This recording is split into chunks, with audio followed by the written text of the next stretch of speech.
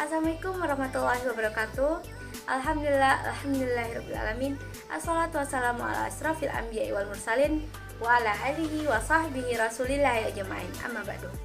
Salawat dan salam tak lupa pula kita kirimkan kepada arwah Nabi besar kita Muhammad sallallahu alaihi wasallam dengan melafazkan Allahumma shalli ala sayyidina Muhammad wa ala ali sayyidina Muhammad. Baiklah teman-teman, sebelum saya menjelaskan video tentang vanadium, chromium, dan mangan, terlebih dahulu saya akan memperkenalkan diri saya. Perkenalkan, nama saya Putri Amalia Azahra dengan NIM 12010222398 dari kelas 4B jurusan Pendidikan Kimia.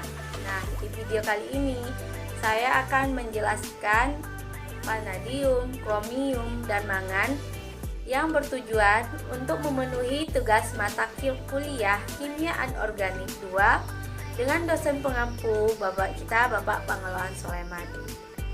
Baiklah teman-teman, selamat menyaksikan.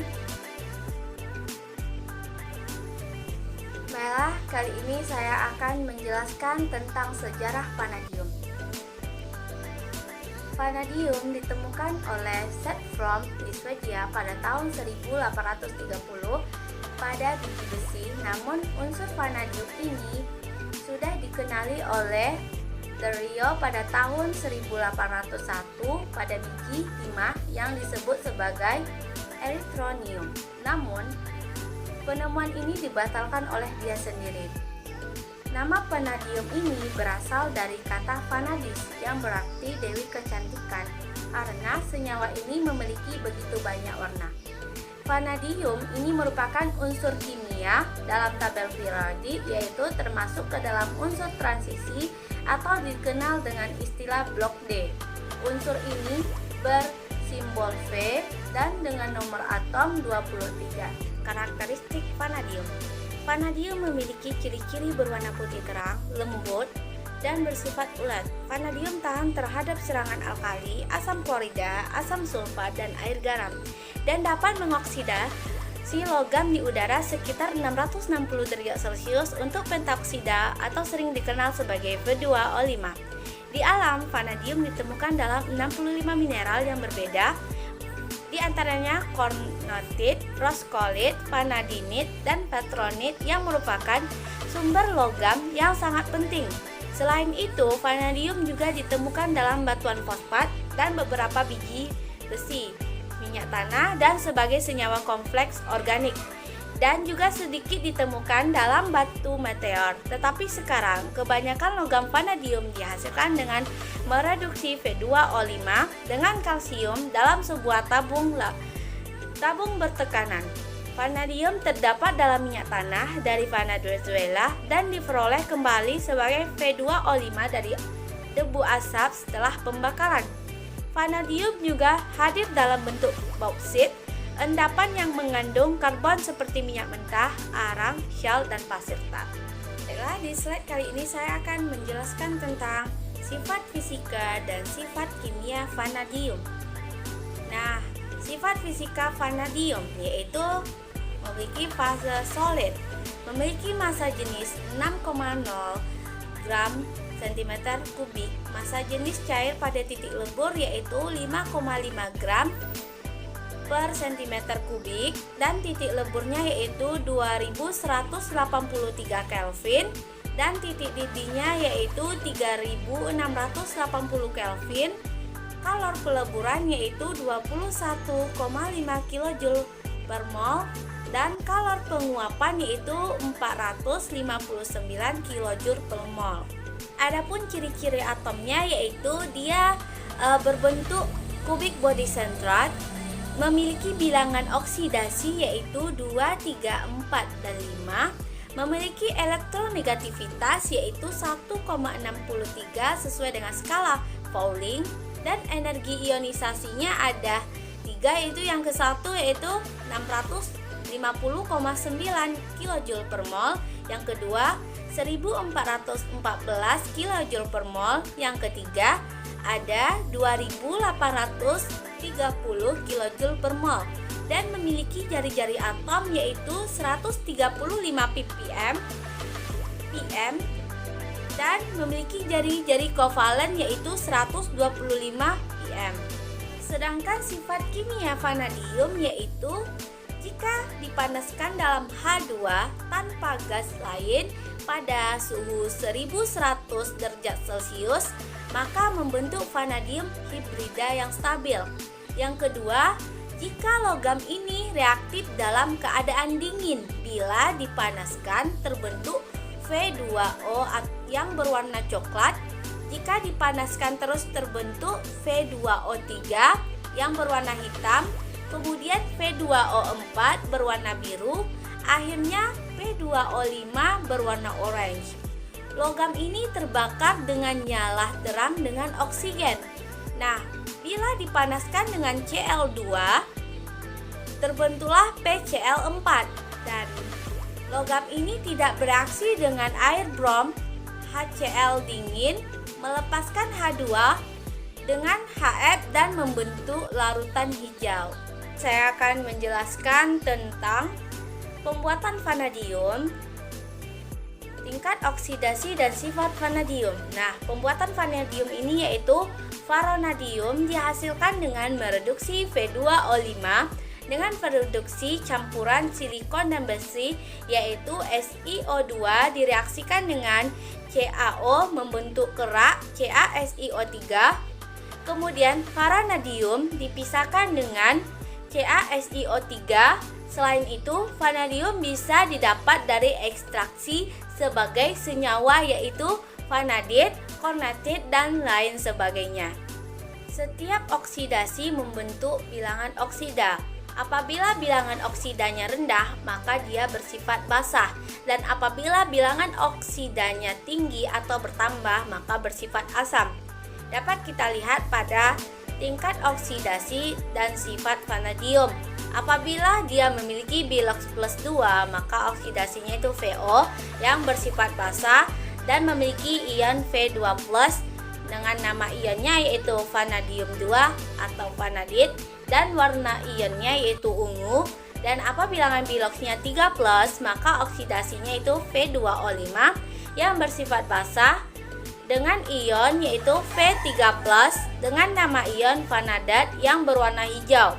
Dan bilangan oksidasi 4+, maka oksidasinya itu VO2 yang bersifat amphoter yang memiliki ion VO2+ dengan nama oxovanadium 4 yang berwarna biru. Sedangkan apabila bilangan biloxnya +5, maka oksidasinya itu V2O5 dengan sifat amphoter dengan nama ionnya yaitu dioxovanadium atau dioxovanadium 5 yang berwarna kuning tidak berwarna. Nah, sedangkan tingkat oksidasi vanadium pada senyawa memiliki tingkat oksidasi yang terdiri dari +5, +4, +3, dan +2. Hal ini menunjukkan perubahannya. Pada umumnya, semakin tinggi keadaan oksidasi, semakin banyak senyawa beracun. Vanadium dengan tingkat oksidasi tertinggi yaitu +5 yang merupakan amonium metafenanat atau NH4PO3. Zat ini sangat tidak larut dalam air dan biasanya larut dengan mudah dalam larutan natrium hidroksida. Biasanya reaksi terjadi dalam keadaan asam ketika ion yang paling utama dalam larutan VO2+ disebut ion dioxovanadium atau vanadium 5. Dalam reoksidasi yang terpenting adalah penampakan warna atau terjadinya perubahan warna. Saya akan menjelaskan tentang senyawa vanadium, yaitu senyawa V+5 atau yang tidak berwarna direduksi dengan reduktor sesuai terjadi perubahan. Ada beberapa senyawa yaitu vanadium pentaoksida, vanadium pentafluorida, vanadium oksitriklorida, vanadium pentasulfida. Adapun senyawa berikutnya yaitu senyawa V+4. Vanadium tetroksida atau V2O4 dibuat dengan pemanasan campuran VO2 dan V2O5 tanpa udara dengan jumlah yang sama. Kemudian ada senyawa V+3 yaitu terdiri dari senyawa trioksida, vanadium halida, dan oksihalida. Kemudian ada senyawa V+2, yaitu senyawa-senyawa ini berwarna paramagnetik, yaitu ion V+2 yang merupakan sebagai reduktor kuat. Kemudian ada senyawa V-1, V+1, V0. Pada senyawa ini, bilangan oksidasinya tidak umum karena distabilkan oleh ligan asam.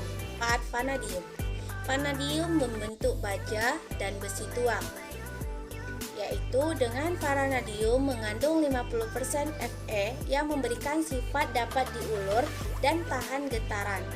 Kemudian, vanadium murni jarang ditemukan karena cukup reaktif terhadap O2, N2, dan C pada temperatur tinggi seperti titanium sehingga sering digunakan pada proses metalurgi. Kemudian, V2O5 sangat penting sebagai katalis dalam konversi SO2 menjadi SO3 pada proses kontak untuk membentuk atau membuat H2SO4. Kemudian ada vanadium sering digunakan sebagai katalis dalam berbagai reaksi, misalnya dalam reaksi oksidasi naftalena menjadi asam flatat dan dalam reaksi reduksi atau hidrogenasi alkana dan hidrokarbon aromatik. Nah, sedangkan vanadium atau pemanfaatan vanadium dalam industri seperti membuat peralatan yang membutuhkan kekuatan dan kelenturan yang tinggi seperti permobilan dan alat-alat mesin berkecepatan tinggi. Adapun dampak dari vanadium yaitu jika terpapar debu vanadium akan mengakibatkan mata perih, hidung dan tenggorokan akan mengalami iritasi. Kemudian efek akut dari vanadium adalah iritasi paru-paru, tenggorokan, mata, rongga hidung. Kemudian penyakit jantung dan pembuluh darah. Kemudian adapun dampak lainnya itu radang lambung dan usus. Berikutnya kerusakan pada sistem saraf dan yang terakhir yaitu perdarahan pada hati dan ginjal. Sejarah kromium ditemukan pada tahun 1797 oleh Vauquelin yang membuat logam krom pada tahun berikutnya. Kromium adalah sebuah unsur kimia dalam tabel periodik yang memiliki lambang Cr dan nomor atom 24. Krom ini juga berwarna abu-abu, berkilau, keras, sehingga memerlukan proses pemolesan yang cukup tinggi. Kromium berasal dari kata Yunani yaitu kroma yang berarti warna karena memberi atau membentuk berbagai senyawa berwarna-warni. Kromium merupakan logam tahan korosi atau tahan karat dan dapat dipoles menjadi mengkilat. Dari ini jelas bahwa kromium berfungsi sebagai pelapis pada ornamen-ornamen bangunan maupun pada komponen kendaraan seperti knalpot pada sebuah motor. Slide kali ini saya akan menjelaskan tentang karakteristik kromium. Kromium merupakan logam perak berkilau sangat keras yang dapat mengambil cermin semir tinggi. Kromium tidak berbau, tawar, dan lunak. Logam membentuk lapisan tipis oksida pelindung di udara dan luka bakar ketika dipanaskan untuk membentuk oksida kremium hijau. Kromium adalah unsur dengan nomor atom 21 yang paling banyak dalam kerak bumi dengan konsentrasi rata-rata 100 ppm. Senyawa kromium ini banyak terdapat di lingkungan karena erosi daripada batuan yang mengandung kromium dan dapat didistribusikan oleh letusan gunung berapi. Baiklah, di slide kali ini saya akan menjelaskan tentang keberadaan kromium. Kromium tidak ditemukan sebagai elemen bebas di alam tetapi ditemukan dalam bentuk biji. Sedangkan di makanan, kromium terdapat di daging, biji-bijian, misalnya gandum, rempah-rempah. Yang terpenting bagi tubuh yaitu kromium trivalent atau Cr3 atau Cr3+. Karena jika kekurangan ini dapat mengakibatkan penyakit yang disebut kekurangan kromium. Isotop kromium. Dalam dunia medis, isotop kromium ini sangat penting dalam aplikasi medis, misalnya Cr50, yang digunakan untuk produksi radioisotop. Cr51 yang digunakan untuk mengukur volume darah dan kelangsungan hidup sel darah merah. Cr53 dan Cr54 digunakan untuk kajian metabolisme dan diagnosa diabetes. Di slide kali ini saya akan menjelaskan tentang sifat kimia dan fisika kromium. Kromium merupakan salah satu unsur logam transisi golongan 6B yang tahan karat dan berwarna abu-abu. Titik didihnya yaitu 2672 derajat Celcius, titik leburnya yaitu 1837 sampai 1877 derajat Celcius. Kromium mempunyai nomor atom 24, massa jenis 7,29 gram per cm kubik, bersifat paramagnetik. Senyawa berwarna memiliki beberapa bilangan oksidasi yaitu plus 2, plus 3, plus 6 dan stabil pada bilangan oksidasi plus 3. Bilangan oksidasi 5 plus 6 jarang ditemukan pada logam ini. Bilangan kromium pada oksidasi plus 6 merupakan bilangan oksidasi terkuat. Unsur kromium ini memiliki karakteristik kimiawi yang berbeda. Misalnya, kromium heksavalen hampir semuanya berbentuk senyawa amonia, sangat larut dalam perairan dan relatif stabil. Meskipun senyawa ini merupakan agen peroksidasi yang kuat dalam larutan asam, sedangkan kromium trivalen stabil dan berasal dari kromium trioksida atau kromium trioksida Cr2O3.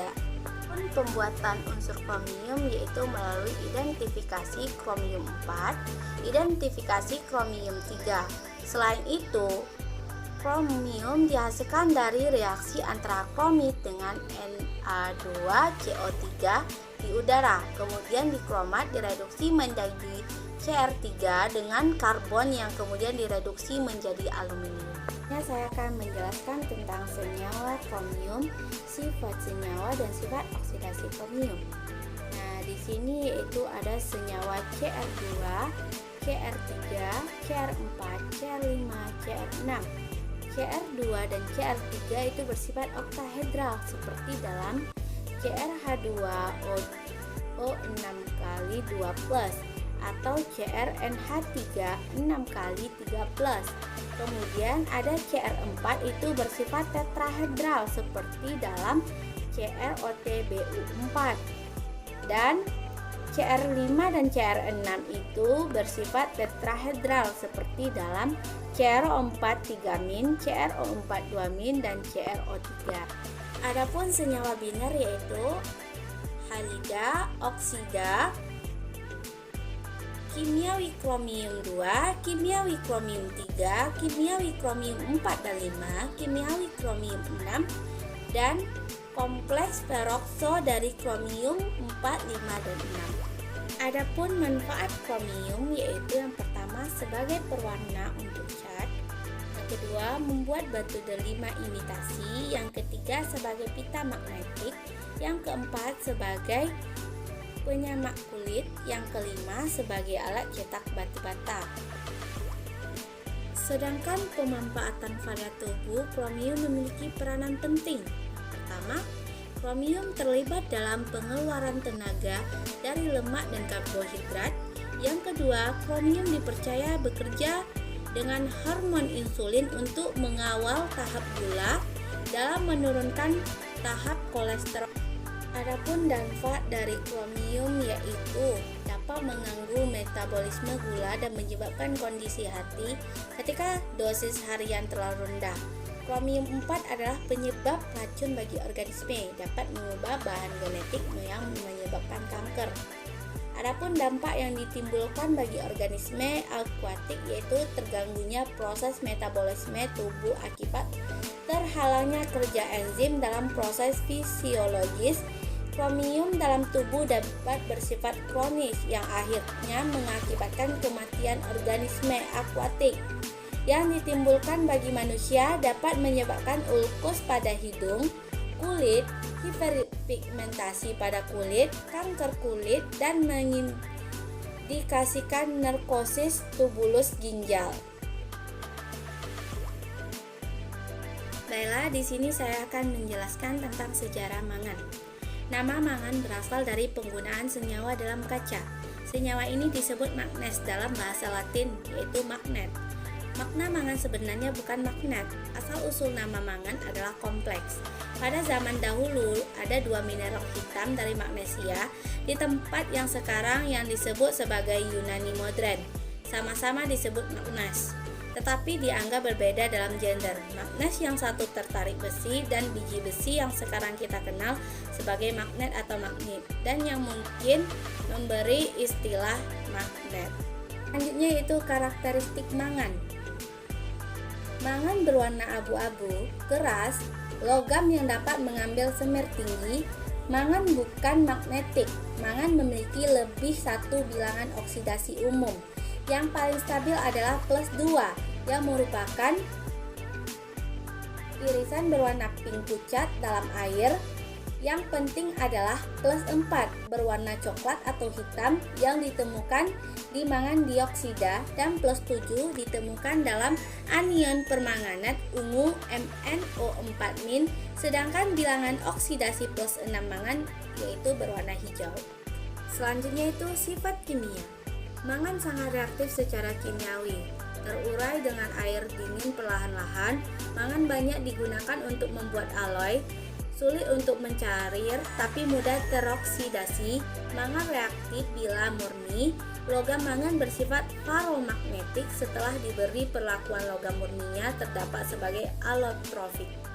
Pun sifat fisika mangan memiliki nomor atom 25, massa atom 54,9, elektronegativitas 1,5, kepadatan 7,43, titik lebur 1247 derajat Celcius, titik didih 2061 derajat Celcius, dan lain sebagainya. Adapun manfaat mangan yaitu sebagai defolaser pada silvering yang memberikan warna lembayung pada kaca, sebagai analisis kuantitatif membentuk alloy. Dampak mangan yaitu dapat menyebabkan gangguan paru-paru, hati, gangguan pembuluh darah, dan jika terkena kulit akan menyebabkan tremor dan kegagalan koordinasi pada tanaman, menyebabkan defisiensi dan lain sebagainya. Yaitu tentang garam oksovanadium, gram klorida, sulfat krom. Yaitu garam oksovanadium terdiri senyawa halida, oksohalida, senyawa kompleks, garam non-okso, dan kompleks aqua vanadium 2 dan 3. Selanjutnya saya akan menjelaskan tentang bilangan oksidasi. Konfigurasi elektron mangan adalah Ar3D5 4s2 dengan menggunakan 2 elektron 4s dan kemudian kelima elektron 3d yang tidak berpasangan. Mangan mempunyai bilangan oksidasi antara plus 2 sampai plus 6. Reaksi kimia yang terpenting dari senyawa mangan adalah reaksi oksidasi reduksi yang dapat dirangkumkan melalui diagram potensial elektroda. Senyawa mangan ada 4, yaitu mangan 3, mangan 4, mangan 5, dan mangan 6. Adapun proses pembuatan mangan ada 2, yaitu dengan cara reduksi dengan karbon dan elektrolisis. Adapun reduksi dengan karbon, pertama oksida mangan yang telah diekstraksi dicampur dengan karbon lalu dipanaskan. Kemudian proses yang kedua dicuci dengan mengalirkan air dan dipanggang dengan dialiri udara lalu dipanaskan terus sampai pijar atau berwarna merah, di mana MnO2 akan berubah menjadi Mn3O4. Dan terakhir oksidasi yang terbentuk dicampur dengan bubuk aluminium dalam prus lalu ditimbuni dengan bubuk magnesium dan barium varioksida. Kemudian metode elektrolisa, yaitu mangan secara besar-besaran diproduksi dengan cara biji digiling dan dipekatkan dalam proses graviti. Metode elektrolis, mangan secara besar-besaran diproduksi dengan cara biji digiling dan dipekatkan dengan proses graviti. Biji yang sudah dipekatkan dipanggang sampai terbentuk MnO3O4. H3O4 diubah menjadi MnSO4 dan seperti itu seterusnya. Baiklah, di slide kali ini saya akan menjelaskan tentang penjelasan Al-Quran tentang fungsi vanadium, chromium, dan mangan. Di sini dijelaskan Al-Quran bahwa vanadium,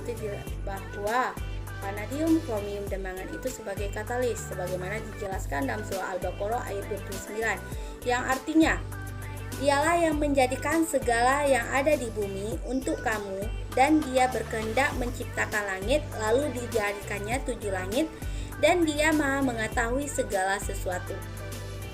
Demikianlah penjelasan yang dapat saya sampaikan melalui video kali ini. Jika ada kesalahan dalam penyampaian materi, saya mohon maaf. Wabillahi taufiq wal hidayah. Wassalamualaikum warahmatullahi wabarakatuh.